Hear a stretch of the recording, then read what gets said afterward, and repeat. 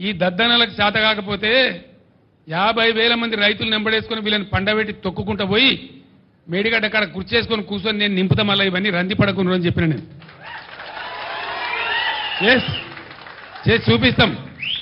చేసి చూపిస్తాం గోదావరిలో నీళ్ల ప్రవాహం మొదలైన తర్వాత బరాయితో సంబంధం లేకుండా నీళ్ళు లేపచ్చు మళ్ళా మిడ్ మానేరు కలకల్లాడుతుంది లోయర్ మానేరు కలకల్లాడుతుంది తక్కువ పడితే ఎస్ఆర్ఎస్పీకి ఇయ్యచ్చు ఎత్తాల నీళ్ళు ఇప్పుడు ఈ ప్రభుత్వం ఇది దీని పేరు చెప్పి దాని పేరు చెప్పి ప్రజల నోట్లో మట్టి కొడతామంటే ఇక చూస్తూ కూర్చోం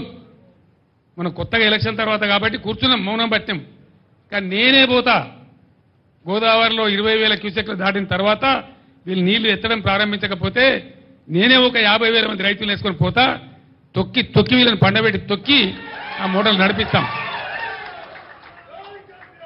మేము ఊరికే గైడే చేతులు ముడుచుకొని లేం